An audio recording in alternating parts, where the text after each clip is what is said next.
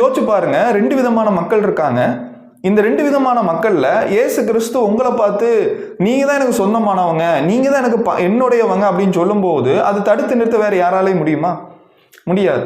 இயேசு கிறிஸ்து எல்லாத்துக்கும் மேல அதிகாரம் உடையவராக இருக்கிறார். நம்ம செய்ய வேண்டியது பயத்தோடும் நடுக்கத்தோடும் அவருடைய வார்த்தைக்கு கீழ்ப்படிவது அப்படிங்கிறது ரொம்ப முக்கியமான விஷயம். இந்த வார்த்தை நம்மளை ஆறுதல் படுத்தக்கூடிய, தைரியப்படுத்தக்கூடிய வார்த்தையா இருக்கு. கொடுப்பேன், அவர்கள் உன் பாதங்களுக்கு முன்பாக வந்து பணிந்து கொள்வார்கள் அப்படின்னு படிக்கிறோம்.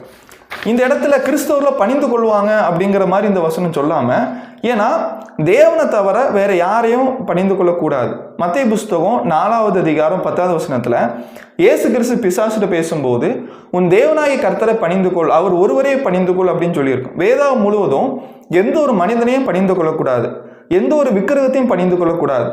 மிக முக்கியமா சில தேவனுடைய மனிதர்கள் தங்களுடைய அறியாமையினால தேவ தூதர்களை பணிந்து கொள்ள போகும்போது தேவ தூதர்கள் கூட என்ன பண்றாங்க அப்படின்னா, எங்களை பணிந்து கொள்ளாதீங்க அப்படின்னு சொல்லியிருக்காங்க. வெளிப்படுத்தல் புஸ்தகம் 22வது அதிகாரம் 8வது வசனம், யோவனாகிய நானே இவைகளை கண்டும் கேட்டும் இருந்தேன். நான் கேட்டு கண்டபோது இவைகளை என்னை காண்பித்த தூதனை வணங்கும்படி அவன் பாதத்தில் விழுந்தேன். அதற்கு அவன், நீ இப்படி செய்யாதபடிக்கு பார், உன்னோடு உன் சகோதரரோடும் தீர்க்கதரிசிகளோடும் இந்த புஸ்தகத்தின் வசனங்களை கை கொள்ளுகிறோடும் கூட நானும் ஒரு ஊழியக்காரன், தேவனை தொழுதுகொள் என்றேன். அப்போ தேவ தூதர்களை வணங்கக்கூடாது, எந்த ஒரு விக்கிரகத்தையும் வணங்கக்கூடாது, எந்த ஒரு சிலையை வணங்கக்கூடாது, எந்த ஒரு விலங்கையும் வணங்கக்கூடாது, எந்த ஒரு மனுஷனையும் வணங்கக்கூடாது. இது வேதாகமத்தினுடைய அடிப்படையான உபதேசம்.